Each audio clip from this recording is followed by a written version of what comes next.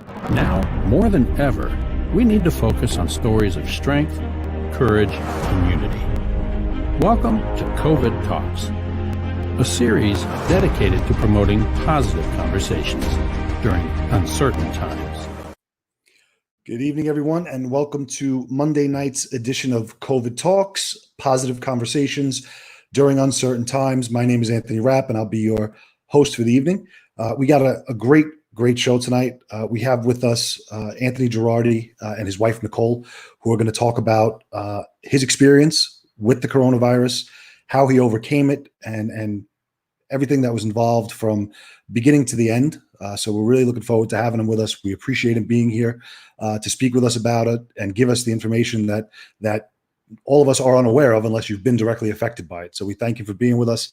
But before we get into our interview tonight, we're going to do as we do each evening. We're going to do a few positive news headlines. So first up tonight, we're going to start with Governor Cuomo this afternoon said that New York City currently meets 4 of the 7 metrics required to reopen. So a little bit of positive news. The remaining 3 metrics is that we need to see the total new number of hospitalizations decrease. We need to see, as a result of that decreased hospitalization, more beds open up in the regular hospital.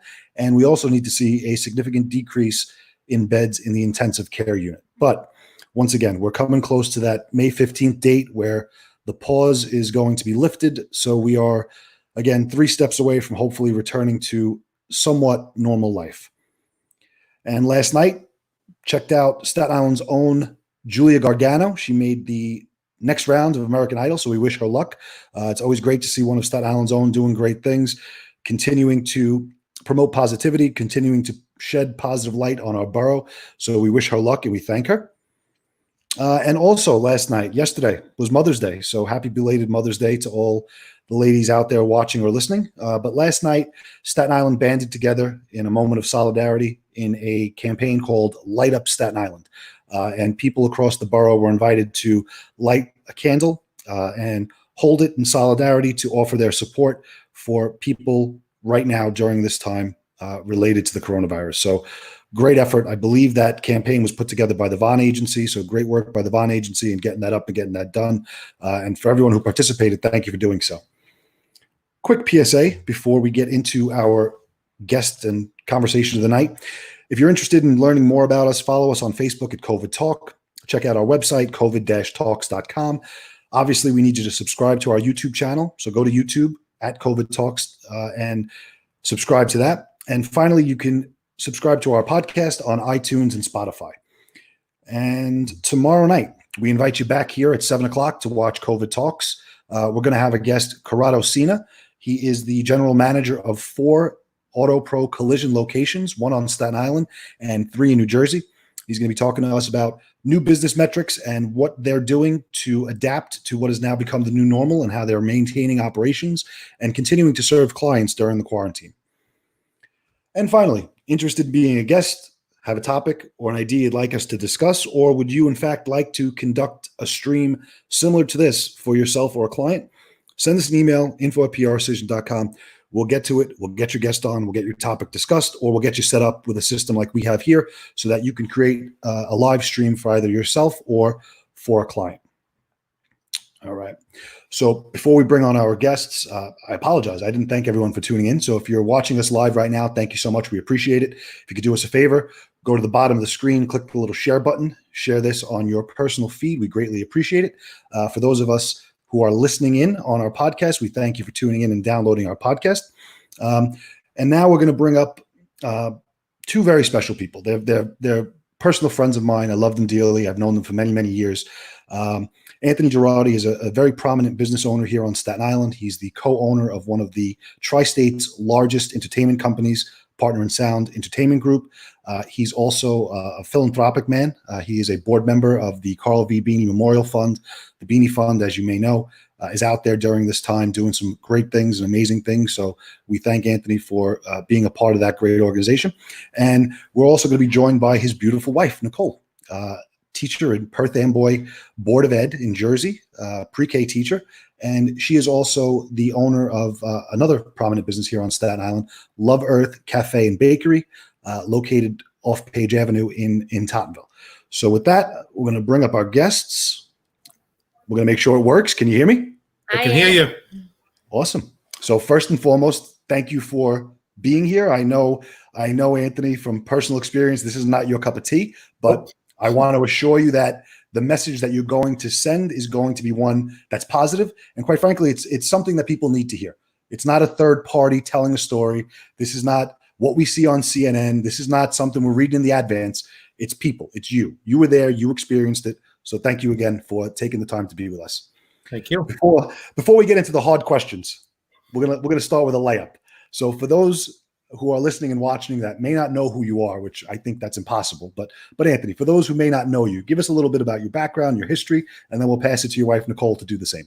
Sure. Born in Brooklyn, raised in Staten Island, have 4 sisters, Christy, Amanda, Donna, and Lori. Proud to be in business. This would be our 30th year. We had many big celebrations in plan throughout the year, at the end of the year. So we still have our fingers crossed that those are going to take place. I have a tremendous amount of support from friends and family that have made the growth of the business possible. My beautiful wife here, that she'll be on in a moment. We've been married. This year will be 14 years. We have 2. God bless. 14 years. 14 years. Two of the most amazing kids, Anthony Jr., who's 11, and Gabby, my little peanut, Gabriella, is 8.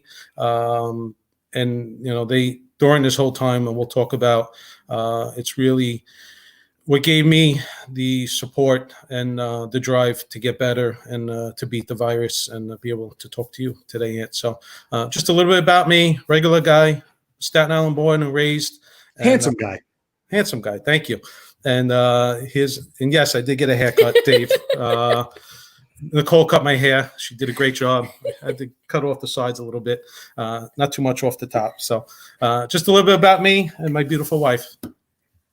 So Nicole, tell us. So you're a teacher, the owner of Love Earth Cafe and Bakery. Give us a little bit about yourself. Where'd you grow up? Tell us about the business. I grew up in Staten Island, born and raised with my brother, my sister, my parents. This is my 13th year teaching special ed. And the bakery was created mostly for my son and other children like him that have food allergies, that don't have the luxury of going to a place and ordering whatever they want off of a menu.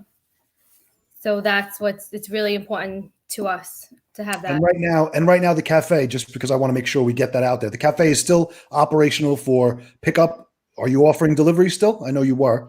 Island wide, and even New Jersey. We've made some deliveries to New Jersey. So yes, definitely. We are open. Island wide and New Jersey. Awesome. So that's great. So, Ann, I want to go back to you for one more minute before we get into, the nitty gritty.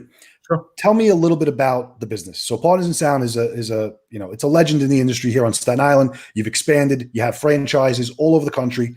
And right now, not to be terrible, but right now your industry, in addition to the food industry, is probably the hardest hit by everything, because events have been postponed. We don't say cancel ever. They've been postponed. Yep. But what are you guys doing at Partisan Sound to sort of come up with creative ways or stay focused on what's to come? So really the bulk of the conversations now are with clients that were booked with us, choosing new dates that work for them. People are moving to the fall and the winter. We have many parties rescheduling to next year, working very diligently with them, their other vendors, and the venues to pick a date that works for everyone. It's a difficult time. It's something that none of us have ever experienced, but being in business for 30 years, especially on Staten Island, where it's such a tight-knit community and everybody knows each other, during these hard times, we want to make the transition as easy as possible for our guests. It is a joyous and momentous occasion, so we want to make sure they're happy. It's been tough. It's been difficult. We legally cannot work right now And unfortunately, looking at the plan that the governor and the mayor are rolling out, we look to be phase 4. So I don't know when phase 4 is going to occur. Unfortunately, the hospitality industry and live events industry as a whole, which is the second largest, and I just learned this, is the second largest industry in the country. I never knew that.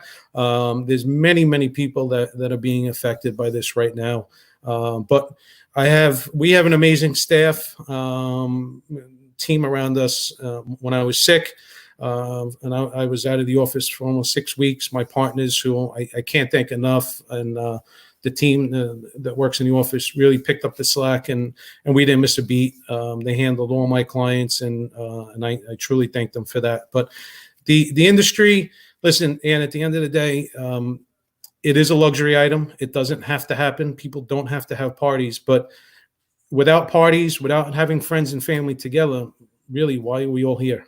It's to celebrate with your loved ones. So I truly, in my heart, know that our industry is going to be fine. It's going to take some time. It's going to hit some road bumps along the way, but I know that we're going to get back onto the dance floor and partying and having fun with our guests. So we haven't been here for 30 years for no reason. Exactly. Veterans in the industry. Yeah. So let's go into the nuts and bolts here. So kind of go back to what made you get tested. Walk us through like day one of you thinking you had the virus. So I think we remember it exactly. March 13th, it was a Friday. I woke up about 2 o'clock in the morning, and I was shaking, shivering. I woke Nicole up. She looked at me. She said, "What's wrong with you?" I said, I don't know. I can't stop shaking. It was bad. It was really bad. It subsided after about 10, 15 minutes. So I said, all right. I really, honestly, at that point, we didn't give it much thought at all. Then I was getting really hot, starting to sweat and fever. And then I said, all right, I went back to sleep. The next day, I couldn't get out of bed. It was like I just finished 10 rounds with Mike Tyson, and I had no strength, couldn't move. Fever and the chills started coming and going again. And this went on for really a bad headache. I had a pounding. Now I get headaches as it is. I get tension headaches, but you knew the difference. Yeah, this is nothing like I ever experienced before in my life. So I reached out to my doctor, Kevin Toss, and he always finds the right ways to manipulate me and get rid of the pain. I went to go see him, and there was just no relief. And progressively over the week, so it got to the point I went in the basement. The boss quarantined me in the basement. Good move. Yep. No, it wasn't. Those 2 beautiful children and your wife in the house. Just be safe. Yep. Precautions are good. And she was right in saying that. So I slept on a couch. I felt like I was thrown in the basement, but it was smart, and just I couldn't wake up. And at first, we didn't think it was the virus. We just thought maybe I was coming down with something. The flu. Maybe whatever was going on at work, it was affecting me. But it got worse and worse and worse. So that went on for a week. Now, along with all this, things are starting to get shut down, and trying to cope with that mentally. As a small business owner, as anybody, it's not easy. So that following Saturday, which was maybe the 21st or whatever. Wednesday, you went to the walk-in first. Yeah, went to the walk-in. But Saturday, we had a job that we were setting up for. And I walked in, and my client and my guys looked at me. They said, "What is wrong with you?" I said, I just don't feel good. So I ran to the store. I was really hungry. I went to the store to go get something to eat. I went to get lunch, and I started eating my sandwich, and it had no taste. And I'm like, wow, this is really weird. There's no taste to this. I got ginger ale. There was no taste to the ginger ale. I went back to the job, and I just said, guys, I got to leave. I'm really sorry. So I went home. I went back to I stopped at 7-Eleven because I love dark chocolate, and I got a dark chocolate. Shout out to 7-Eleven. And that had no taste. So for me not to enjoy a dark chocolate, I knew something was wrong. So I went to the walk-in center, and they started checking me. Fever, not really. So they said, "Oh, you have a double ear infection and a strep throat. You don't have the virus." I'm like, "Okay, I'll take that. I'll deal with that." So I went, and I think that's when things that is really started to progressively go down. So I want to interrupt you for 1 second. So you went to the walk-in clinic, and did they give you the test for the coronavirus, or they just said to you don't? Okay. Nope. I don't even think they had the test there at this point. You gotta remember, this is really when things first started. Right. This was at the very beginning stages. Okay. So they did test me for flu A and B. They stuck the thing up my nose, tickled my brain, took it back out. And they said, oh, you don't have the flu. It looks like double ear infection, strep. We're going to put you on Z-Pack. Okay. So I went home, back to the basement. My food was slipped underneath the door. And now the next day, and this is when I think things started really getting bad. On Sunday, pain was worse, couldn't move, starting to get a bit of a shortness of breath, back pain, pains in my leg. Now, shout out right now to Dr. Paul Barbara, who's a dear friend of ours. Paul is an emergency room doctor at Staten Island University South. He was Nicole's therapist for a week. He was a confidant that we confided in for medical advice. So Nicole reached out to him. She didn't even tell me. She just texted him and called him and said, hey, Anthony's not in good shape. His first thing was we need to check his oxygen, right? So my mom had one of the pulse ox. I think that's what you put on your finger, whatever the thing's called. So I don't remember what the readings were. I'd be lying to you, but he said to me, you need to go to the hospital. I fought him a little bit. I fought with her. I don't want to go. I don't want to go.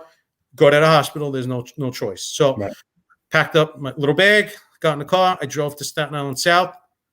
When I first got there, everybody was so accommodating. The one funny thing was, everything you hear on the news, and I think this is the one time where Staten Island being isolated from the rest of the city actually helped us. Right. It was pretty much business as usual in there. The emergency wasn't overcrowded. You didn't see bodies everywhere, people laying in beds. And so they put me in a room, isolated, because at that point, nobody knew if I had the virus or not. So Dr. Paul, I guess, reached out to some of the doctors there that he's friends with, said, hey, my buddy's coming in, give him the extra white glove service, which they really did, above and beyond. So they at first took my vitals. I was there for an hour or two. They said, listen, you look okay.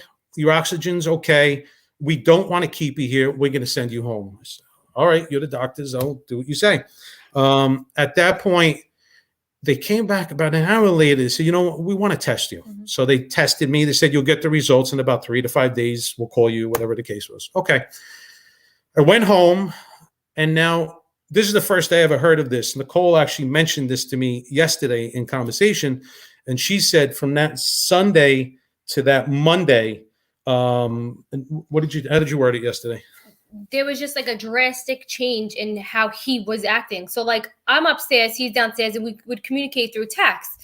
But he was sleeping more on Monday. He wasn't really talking to me. Like he didn't eat anything. Like I would bring him breakfast. He didn't eat anything. Lunch, he wouldn't eat anything, wouldn't really drink anything. But then as Monday started going on, like he couldn't even lift his head up, but he couldn't get words out. So that's how I knew something was wrong. But then he kept on giving me his pulse machine. I'm going to call you out on this right now. He was giving me his heart rate. Yeah, I was reading the meter wrong. Not the pulse thing. So when I figured out, he's a DJ, not a doctor. But when I figured out what he was doing, his oxygen level was like 88, 89, way below what they wanted to be. Right. Yeah. So after I figured that out, but it took me, I didn't figure it out till like 5, 6 o'clock at night because, like I said, he wasn't eating, not drinking. So now I was like really getting worried. I said, send me a picture of what your reading is. And he did. I'm like, it's the wrong number. Right. I had no idea. Now this is on day 3 of you waiting for the results. Right. We know he got the results. This is the second. Yeah. I took the test on Sunday. This was Monday. Okay. Monday. Yeah. So Monday night he went back into the hospital. After convincing him, he went back in and they started treating him. But then Tuesday came. Yeah. Paul said to me, get back to the hospital now. Like he wasn't, if he was coming here to grab me out of the house, he was taking me to the hospital. Right. Well, it's a good thing he did. Yes. Right. Very thankful to him. Thank God his oxygen really only got, the lowest was like 88. It didn't get lower than that. Yeah. He only needed the oxygen in the nose while he was in the hospital. Right. Yeah, but then Tuesday is when we wanted that, the malaria drug. Right. Because that's what they were saying helps him. So after fighting with the doctors, They didn't want to give it. They didn't want to give it immediately. because his test didn't come back yet. It wasn't Right. protocol. And I understand their protocol, but at the same time, did you not think he had the virus? Yeah. So I'm going to interrupt you 1 second. So now you had said, now all in total, we're going to get to it, but you were hospitalized for 6 days. Is that correct? So the first, right. I was there from Sunday just for the night. I went in on Monday. As soon as I got there, they said, we're admitting you now. They put me in my own rooms on the 4th floor, 4S. Shout out to everyone on 4S. There you go. They put me in my own room still because wasn't confirmed that I had the virus. Right. So now that was my point. So you were already whisked away. They were doing what they could to help you, but you still hadn't gotten the positive result yet. And you were already admitted. No, Right. They called me Wednesday morning in my house. They said, well, he's already in the hospital there. Right. So yeah, they put me on oxygen, the thing in the nose. I don't know what the hell it's called.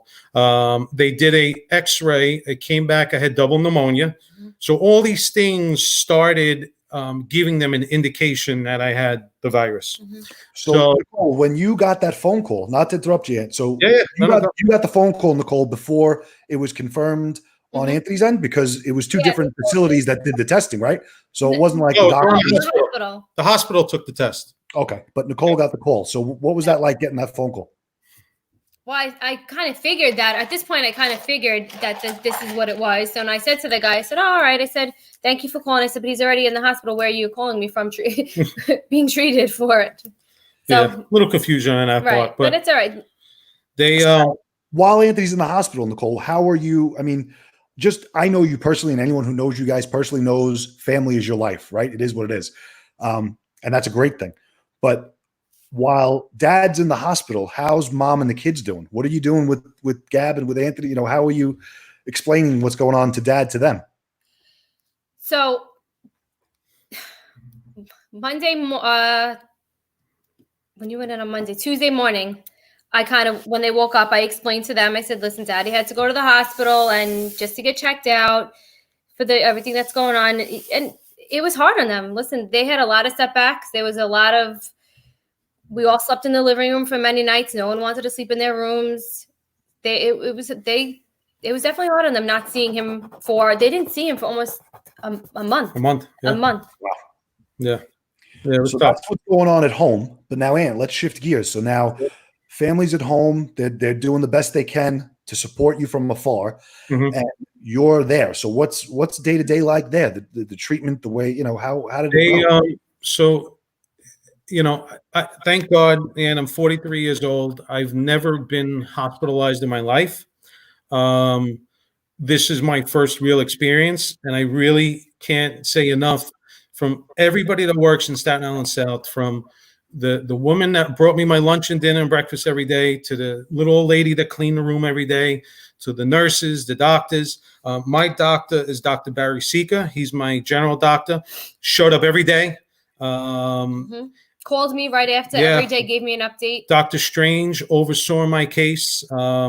They were amazing. Was it uncomfortable? Yes. Right. I had a really, really bad cough.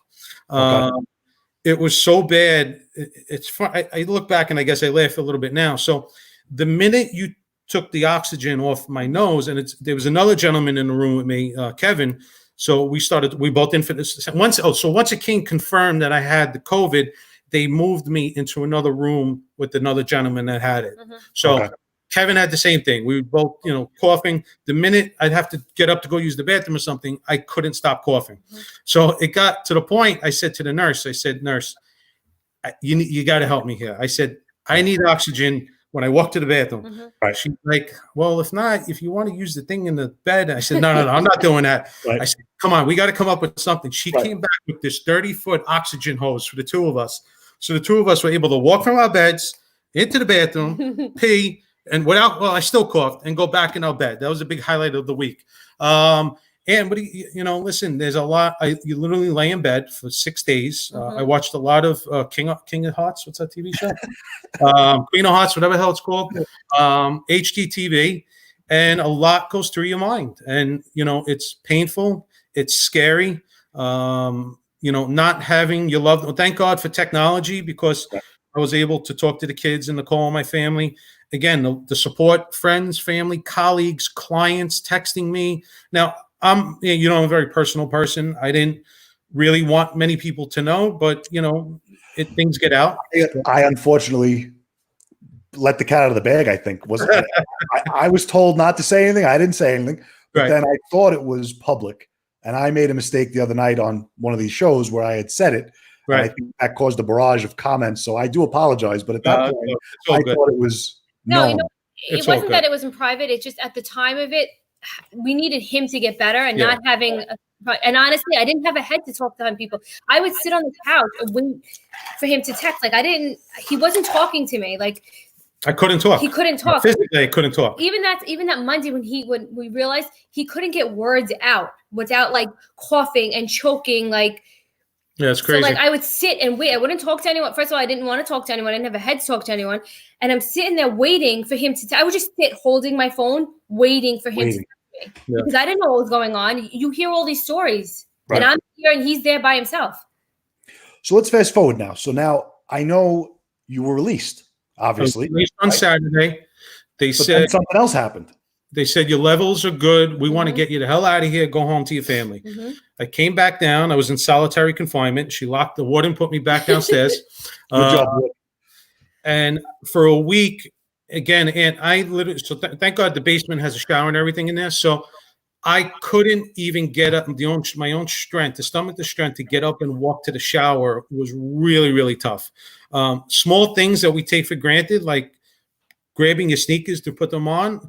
I had to keep stopping, breathing. It was tough to do. So that went on for a week. Then now again, I'm sleeping on a couch. It's not really designed to sleep on for a month. Right.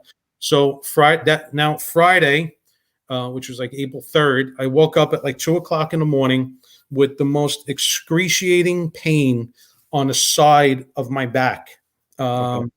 At first, maybe I slept the wrong way because I have some other autoimmune things that cause a lot of pain. So I said, all right, it's just flaring up a little bit. But I realized that it was more than that. So again, reached out to Dr. Barbara, reached out to Dr. Sika. Both of them said, get back to the hospital right now. We need to check you for blood clots. I'm like, blood clots? Where the hell did that come from? Like, you didn't hear anything about blood clots. Right. So now I had to drive myself. My body was locked in one position. The pain, like I said, there was nothing I could do to take the pain off. I'm driving down Highland Boulevard. I didn't want to, they said call 911. I didn't want to waste a call to an ambulance on somebody that really could need it, someone have a heart attack or whatever. So I mustered up the strength. I drove to the hospital. What are you doing back here? They try to make light of it. Right. Put me in the emergency room. In a waiting area. Doctor came in, checking me. They said, listen, we need to take you for a CT scan. Brought me upstairs. I had to lay down. I saw stars. It was unbearable, the pain. Now I started shivering again. So I was getting a little nervous that maybe the virus was still, So they brought me back downstairs. I said to the nurse at one point, I said, I need something to take the edge off. Yeah, of course. Either bring me a Grey Goose on the rocks, 2 limes and a twisted ginger ale, or medicine. I need something. So they brought me morphine. Now, and I never had morphine before. Right. It did nothing. She goes, this is going to be great. It's going to take the edge. You're good. No. Try to be nice. It did nothing. I'm like, nurse, please, I need something else. She goes, so the doctor comes walking in. Great guy, Dr. Pena. Dr. Pena. He comes in. I had spoken to him earlier. He goes, congratulations. I said, how are you congratulating? He goes, you're the first person in the hospital to develop blood clots from the virus. I'm like, he was making a joke. Right, of course. Broke the ice a little bit. So my whole right lung is full of blood clots. Left lung has blood clots. And I said to him, it's just me and him. Now, you always think the worst. You hear the word blood clots. And I said to him, Doc, like, am I calling a priest? Is this, right. And I'm not, I didn't, I don't know what this means. Right. So he said, no. He goes, listen, you ever hear of people going on long flights and they develop clots? They tell you to walk around. It's sort of the same thing. So I had what's called the pulmonary embolism. Okay. So now I did what you're not supposed to do is I started Googling things and looking things up. And now you didn't know then. He had no idea. Right. So he said to me, listen, we're going to get it under control. They started me on something and said, we're going to put you on Eliquis. We are going to admit you. We need to watch you for a day or so. So back upstairs, I saw all the girls in 4S. I saw the nurses. They brought me back in. Gang was all back together again, unfortunately. Gang was back together again. Oh, my God. The lunch lady came in. She goes, what are you doing here? You were just so. Now the pain, and now I never gave birth to a child. What I hear, it's painful. I think I felt what a man would feel. So the doctor came in. I go, Doc, I need something more. This morphine is not working.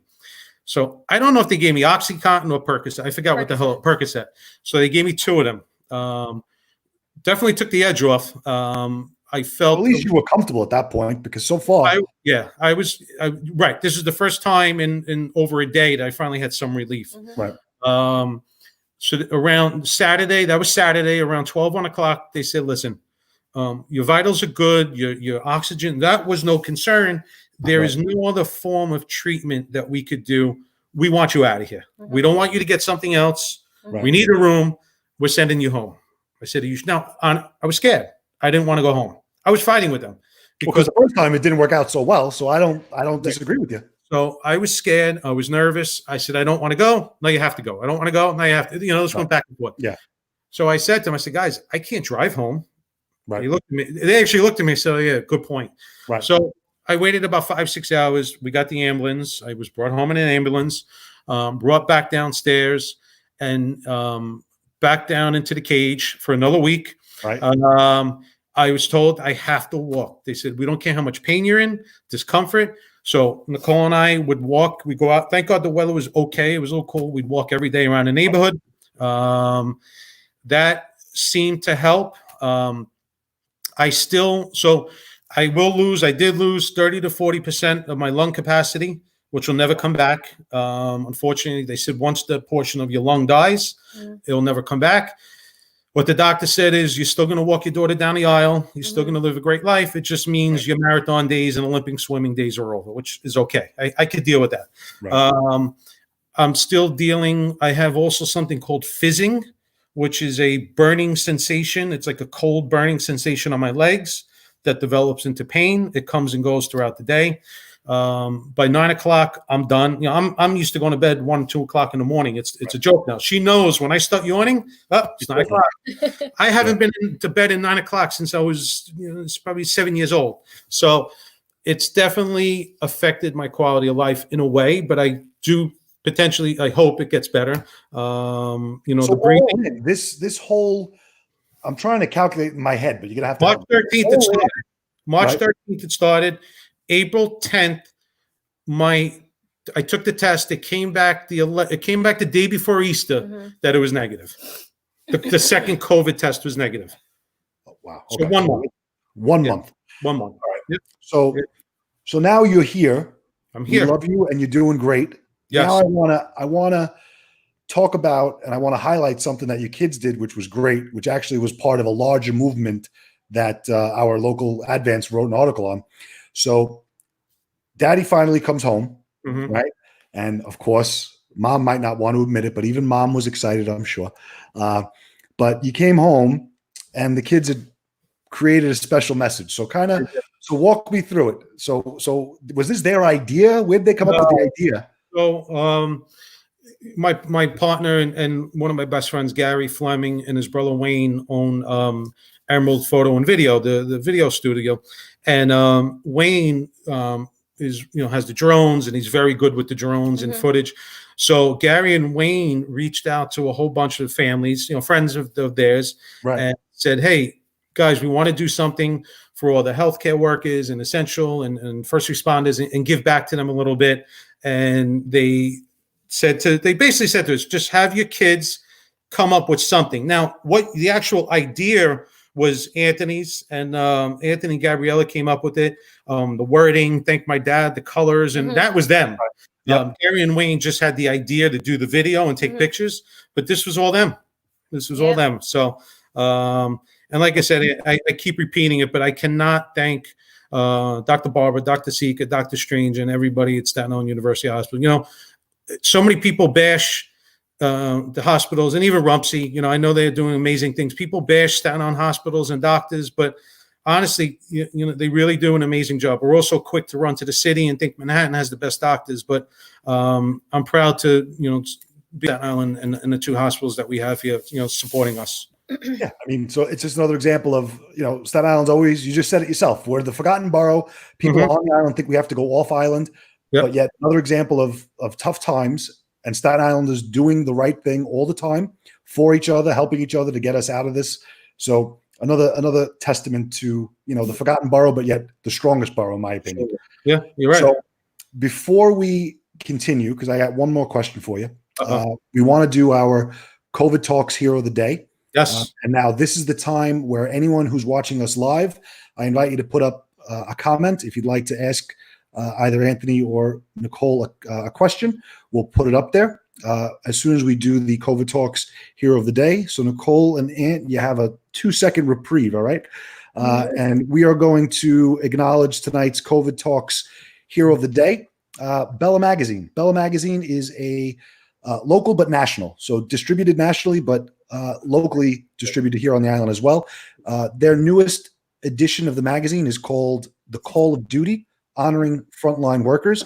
And what the magazine is doing, they are donating 100% of the proceeds raised from the sale of the magazine this month to the Staten Island University Hospital COVID-19 fund, which is a fund specifically set up, in Staten Island University Hospital to get our frontline medical workers and medical heroes what they need to be able to handle day-to-day activity and help people like Anthony who were struggling with the virus. All right, so we're back, and now the moment of truth where I always get a little nervous, but I'm gonna look at the comment section, and I'm gonna see if we have. Could I stop you for 1 second? Sure. The one other part that I do want to bring up to everyone, and I know over the past 2 months, everybody has become doctors and MDs, and everybody has their input, which is great.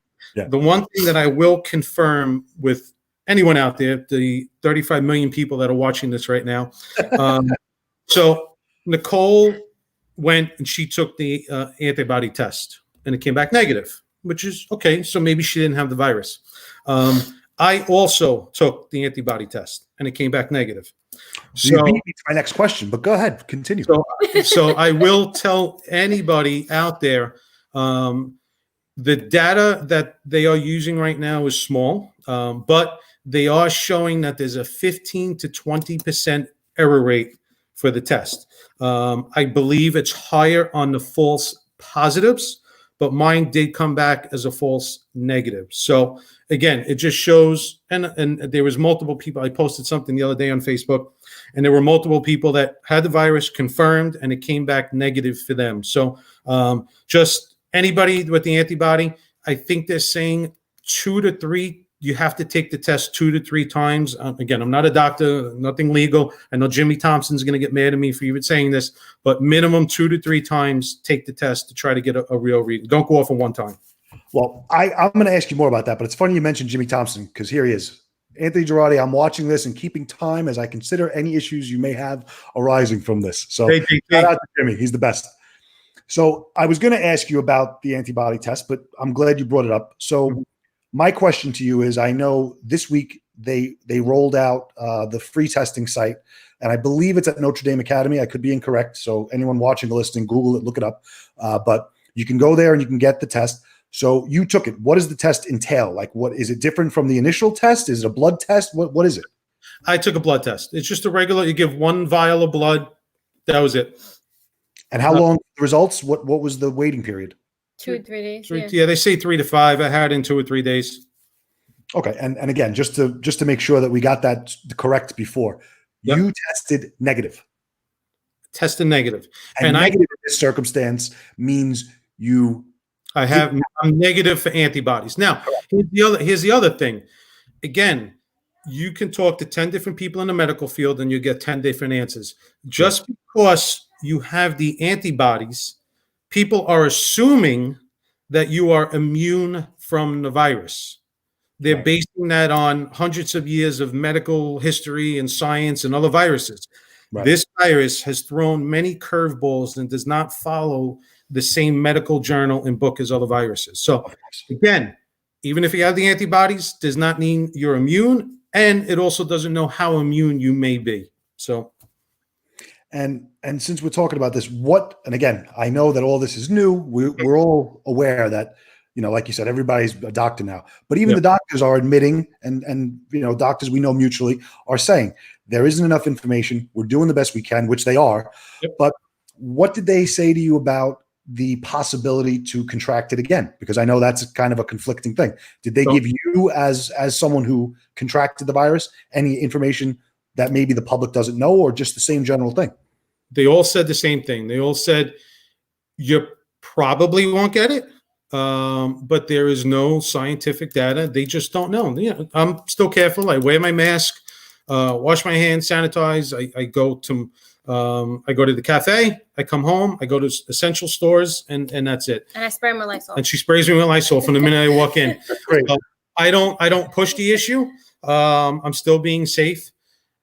I'm not going to get into opinions on this, but I think that we need to start opening things up, because I think there's a lot more harm at this point being done than good. As somebody that was affected with the virus and had a really bad case and considered touch and go at certain points, I understand the concern. But if you look at the data and you look at, it's a very simple question, and I've asked multiple people I'm friends and family with. I said, how many people do you know had the virus really bad or died? And I think out of the 10 or 12 people I answered, maybe 2. So I think the country did the right thing by their lockdown for 6 to 8 weeks. But at this point now, they need to start opening things up. I think the younger, my age, the 40, 50, 30, 20, the workforce, we need to start getting back to our jobs and working. If you are 60, 65 and older and have underlying conditions, trust me, I get your concern, but you're not in our workforce anymore. You're retired. So you could afford to stay home and be safer and maybe just go around your immediate family. But for the rest of us, we need to get back to work, because they're causing more harm than good. Kids need to go back to school in September. Things need to be put into place, but they have to stop controlling us. And I'm not going to get political. Not who I am. That's just a general sentiment, and I agree with you. I wouldn't call that political, because we're politically agnostic on this show. Just to be clear. Oh, okay, good. So that's the rule. Good. But so I mean, there's a ton of comments coming in, Ant and Nicole, and they're all positive. They're overwhelmingly in support of and expressing their love for you guys. So I could probably sit here all day and click them, but you can see it afterwards. I invite you and I encourage you to go look, because a lot of people are saying some great stuff. You know that you guys are loved in the community. So I invite you to look at that after the show. But before we close, before we thank you for being with us, all about positivity, right? And now you firsthand and your wife as a family dealt with it and have overcome it. Finally, even after two different incidents and battles with it, right? Yeah. You're a very positive guy. I've known you a long time. You could put a spin on things. Words of wisdom, anything to be said for the future, anything that, for people who are still extremely scared or living in fear, or, just any words of advice to someone who's been through it and is here to tell the story and say, hey, I overcame it. My family was here. Any words that we can leave on? Listen, like I said, somebody that experienced it, somebody that, and there were certain points when I was doubting my existence anymore, that I was going to live to see the next day, that I wanted to live to see the next day. I expressed it to her and the other guy, Kevin, that was in the room. We got into some deep conversations, and this is a guy I just met laying in hospital beds. Right. But what I will tell you is that, one, because of Nicole, and I call her my little Spanish bull because she's Italian. If it wasn't for her, I probably wouldn't be here right now. She pushed me to go to the doctor.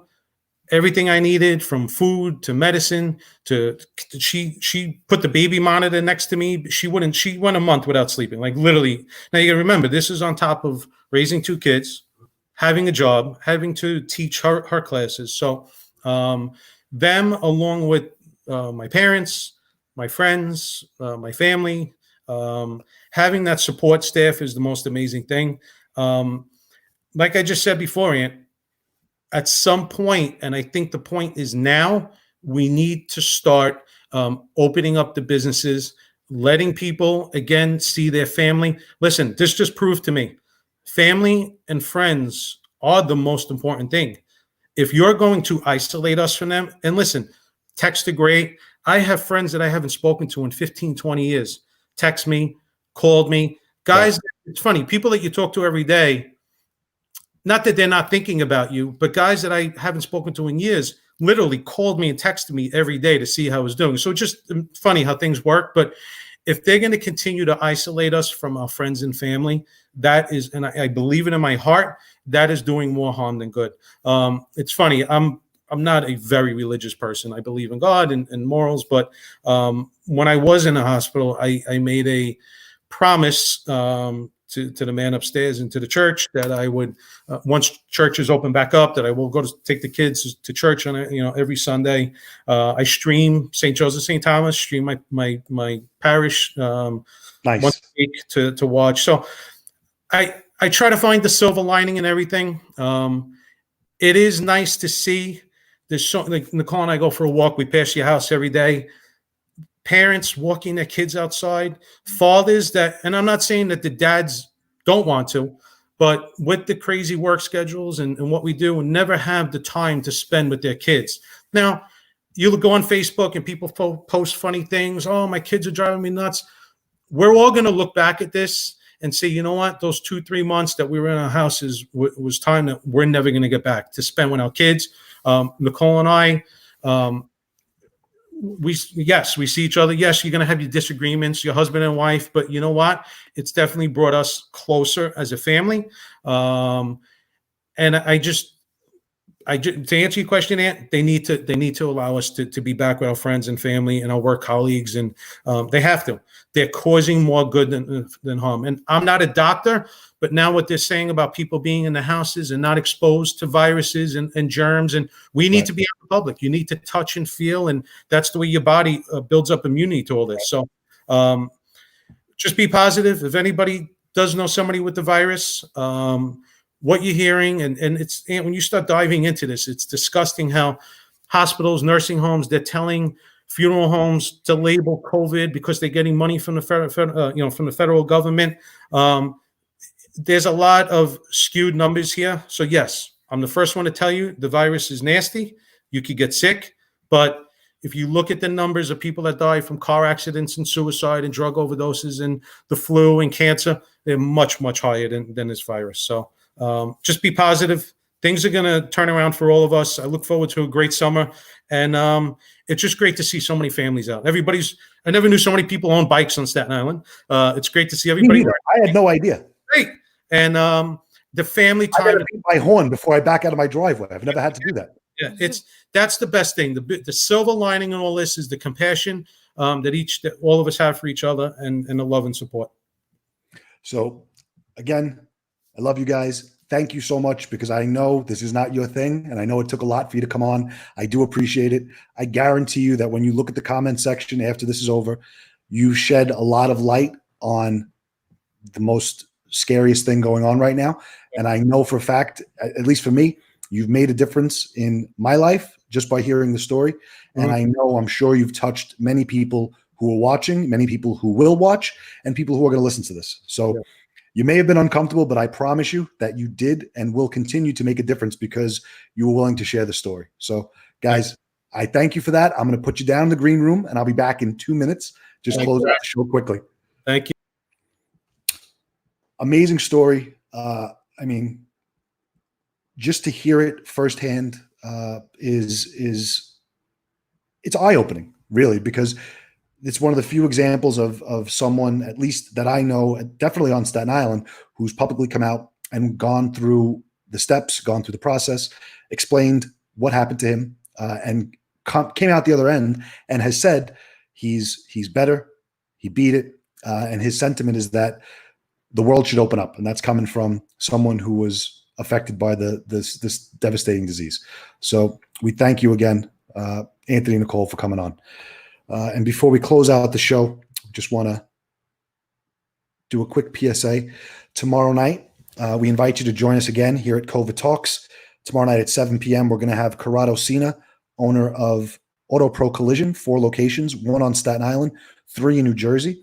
To coincide with what Anthony was talking about, Corrado's going to be telling us what his business is doing and has been doing to continue to remain open and operational throughout this quarantine and being on pause.